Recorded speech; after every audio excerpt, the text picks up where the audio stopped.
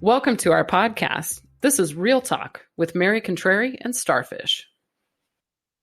Hey there, everyone. Welcome to another episode of Real Talk with Mary Contrary and Starfish. As promised, we are going to talk tonight about the Agenda 47 and Project 2025 and all of the connections between Donald Trump, his Agenda 47, and the Heritage Foundation's Project 2025. So first off, I kind of want to talk, I want to address a little bit about, we've been getting quite a bit of hate on our page from these MAGAs that I feel like are just kind of ignorantly misinformed.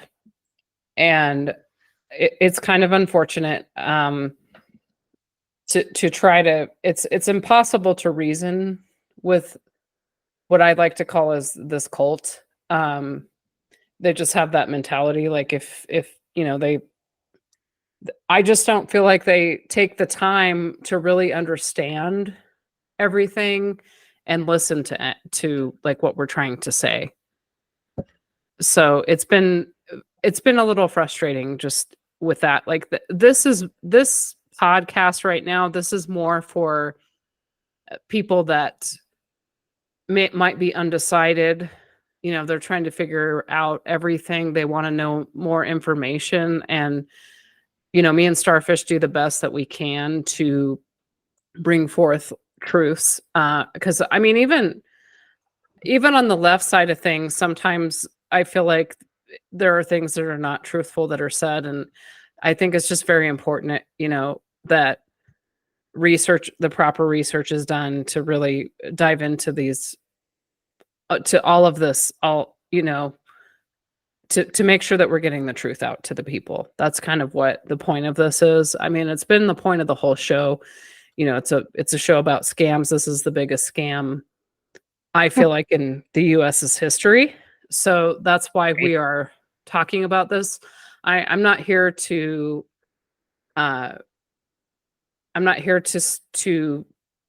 convince a MAGA, because it's impossible to reason with these people. Do you agree, Starfish?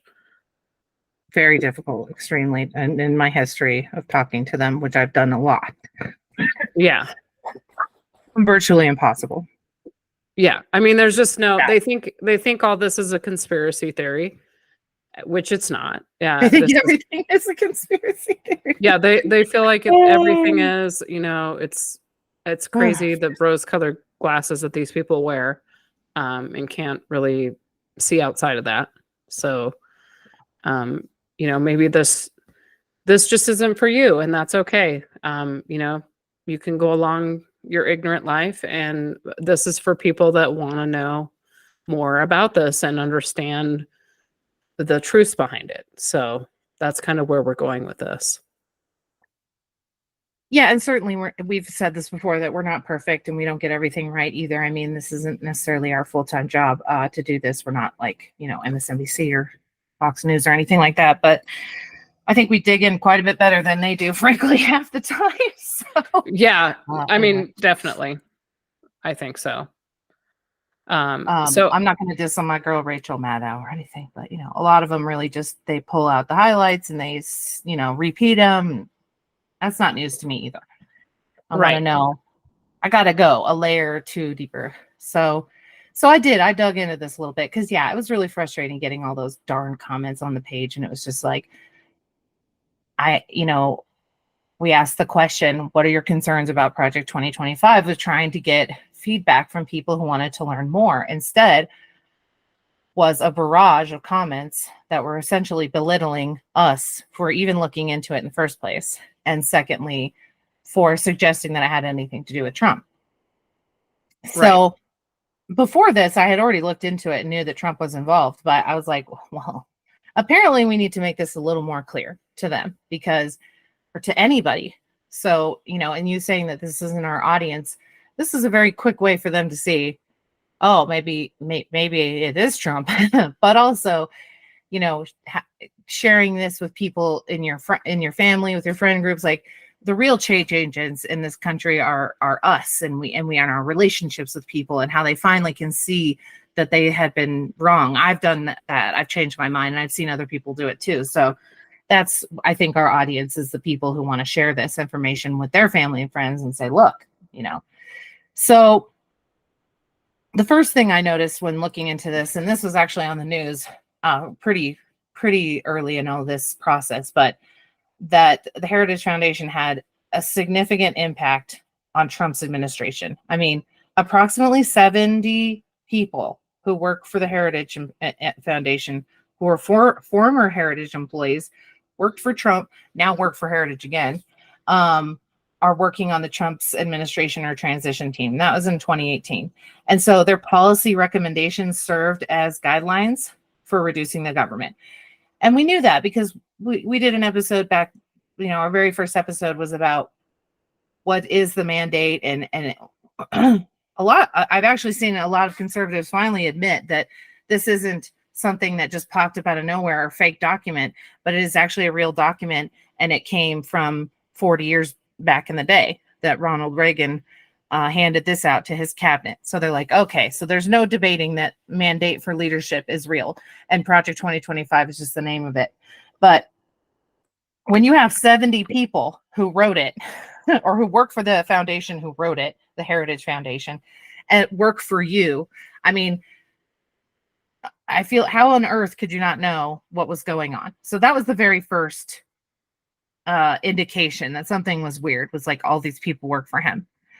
But then the Heritage Foundation in 2018 actually published an article specifically saying that Trump has adopted a lot of the policies. It was like 60% of the 334 what we now call Project 2025 or Mandate for Leadership of recommendations. They have this Excel spreadsheet list where you can click on it. Is in the Internet Archive. I'll link it for all of you. But it's basically so excuse me, this happened in 2022 that, the article came out in 2018. So Heritage Foundation article where Heritage says that Trump administration embraces Heritage Foundation policy recommendations. So that was in 2018. So they were just saying, these are all the ones that as a president in 2016, because we all remember 2016, he had no idea what he was doing. He didn't know anything about government. Right. And so there's no way he was running this by himself. So basically the mandate came, the Heritage people came in and took over his cabinet positions and a whole bunch of leadership roles and helped him run his administration. So this was the first evidence that I found of it. Wow. But then I know it's like you guys, you say it right here. And I want to be clear, Heritage Foundation is kind of ticked right now. They're like, hey, you said that this is what you wanted, and now you're like backing away from us. Like, buddy, whatever, everybody knows you were involved with us with this. So right. Then in 2022, Trump publicly endorsed the Heritage Foundation. There's a video that I'm going to splice in, but that it's basically at the Heritage Foundation event. It's at an event that was held there. He publicly praised the organization, saying, "This is a great group, and they're going to lay the groundwork and detailed plans for exactly what our movement will do when the American people give us a colossal mandate to save America." So I'm like, wow. You just said it right there. I know. So that was pretty funny to me too. I mean, a lot of people are passing that tweet around, so that's not totally unknown, but that's probably one of the biggest pieces of evidence right there, is that in 2022, less than 2 years ago, he said, "This is a great group. I know exactly who they are, and they're going to lay the groundwork for our and detailed plans for exactly what our movement will do." I mean, you're literally saying it right there. God. Yeah, so, and then I love the part when the American people give us a colossal mandate to save America. Really? Yeah. What a weird thing to say. But yeah, he said mandate. I mean, ugh. Yeah. So now more than 100. And so now in 2023, when Project 2025 came out, or the Mandate for Leadership version 9, more than 140 former members of the Trump administration were involved with Project 2025. So even more people that he had in his administration came to the Heritage Foundation and worked with them to make this thing, including 6 of his former cabinet secretaries. So they post directly to him. Yeah. Like Ben Carson. You remember him? Peter Navarro. Yeah. Yep. Oh, I do. Right. So this is just more evidence, but another piece of evidence here, which really was like, oh yeah, of course, we just talked about this in the federal civil servants episode. So right before Trump left office in October of 2020, when he knew he was going to lose the election, a key tenet of the project is Schedule F. If you recall, we talked about that, converting all the federal civil servants over to contractors. And that was done before he left office, and it's in the mandate. So the guy who wrote it, Spencer, I always say his name is wrong. Cretan. That's what it sounds like to me.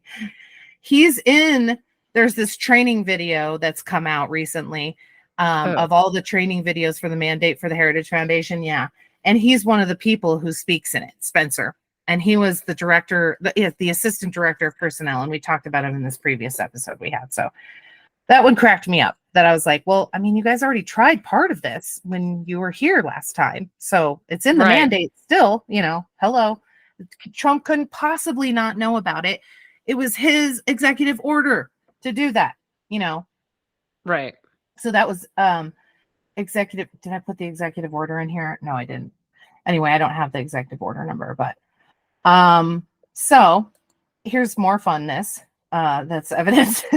In 2024, they started actually promoting it.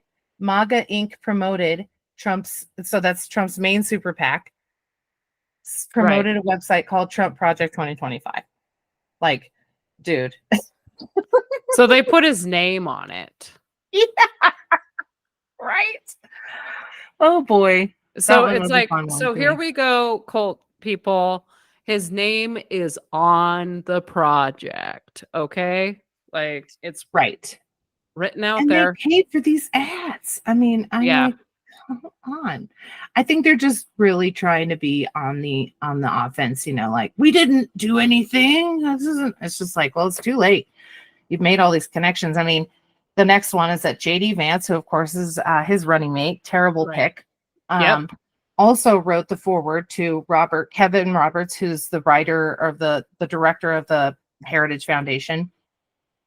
Yep. JD Vance wrote the foreword to Roberts' forthcoming book outlining a peaceful second American Revolution. I mean, oh my God. For conservative workers, in which Vance reportedly quotes Roberts as saying, "It's time to circle the wagons and load the muskets." And praises the Heritage Foundation as the most influential engine for ideas for Republicans from Ronald Reagan to Donald Trump. Oh my God. I forgot he said that. I mean, and okay, so they're not releasing the book now until after the election. I don't know if you've heard this. Kevin Roberts had this book slated to come out, right? And ever since, they're trying to distance themselves from Project 2025. So the most recent, that's got to be quite the book. Oh yeah. Oh, I can't wait. It's time to circle the wagons and load the muskets. Really? Like, let's just go ahead and incite violence. I mean, I'm telling you, like, they just want to put us on an island. They don't want us here. They want us to leave. Like, go live in Europe or whatever. I'm like, shoot. So I've had people say that to me a lot. Like, well, why don't you just leave this country? Okay, why don't you leave? Right. So wow. Yeah, it's my country as much as it is yours. I was born here too, and I'm allowed to not like what's going on. Yep. That is very true. The most recent recording thing was this recording. And so it was essentially these two British guys who work for ProPublica. And the ProPublica, I think, is the one that they work for ProPublica. They're the ones who got the videos of the trainings. So these two guys pretended to be donors to the Heritage Foundation. And in order to do that, they had to sit down with this guy, and his name is, I think, is Paul Voigt, or Vought. And I don't have it in here, but he sat down with them, and then they recorded this whole conversation where they're in a hotel, and he's telling them things like, oh yeah, one of the authors of the, or basically him, he's one of the authors. So he said, we're really blessed. Trump has blessed the project. He totally is okay with it. He's very supportive of what we do. I mean, he said way more than that. He said things like, he knows all about it.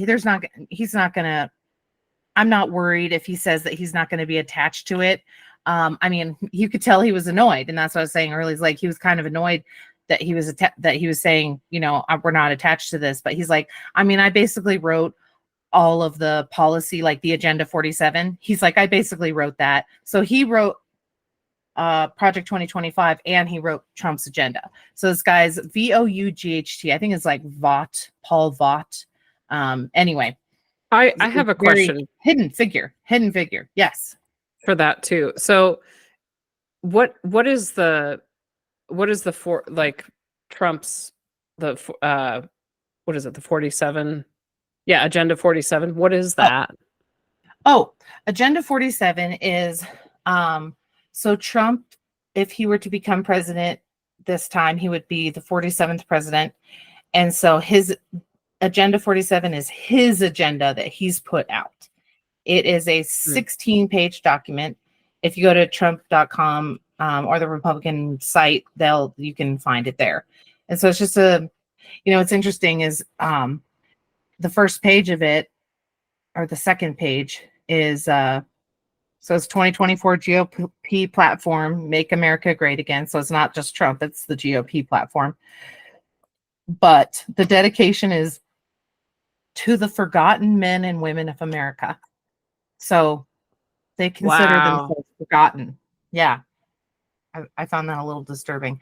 I mean, this is what we were talking about with the last episode, that they feel like people have forgotten about them, that they're, these sort of, I don't know the right words to use without insulting them, but basically people who are uneducated. A lot of them are uneducated. A lot of them are poor. A lot of his fans are poor and uneducated people. And we're all baffled as to why he supports them, because he doesn't support anything like food stamps or Medicare, Medicaid that would help them. What are you doing voting for these people? Well, it's because they want to be rich someday, or because they feel like the elitists have left them behind, forgotten them.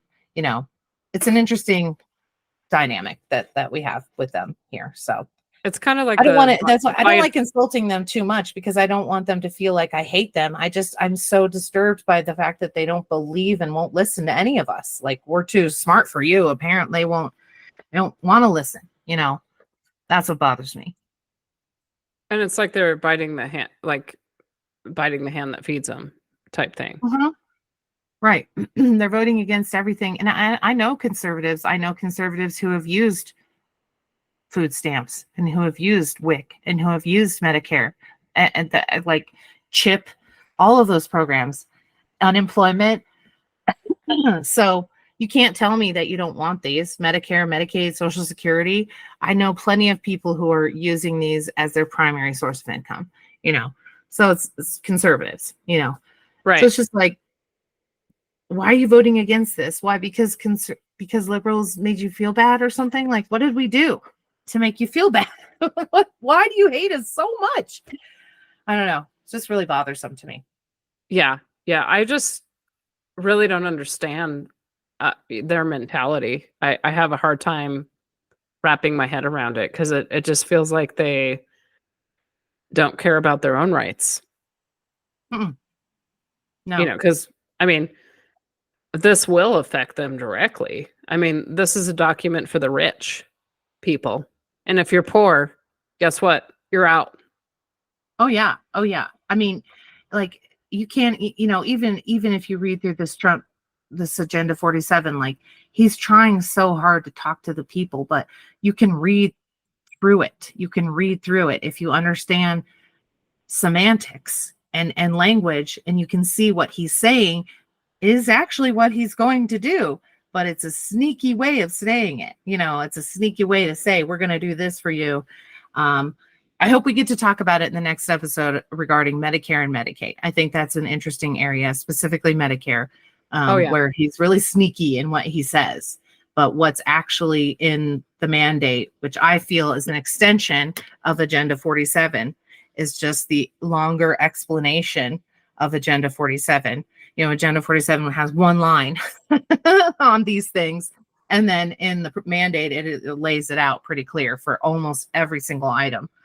So I just seeing them as a combination item, a package item, Agenda 47 and Project 2025, they're basically the same thing. And we're going to talk about them both going forward.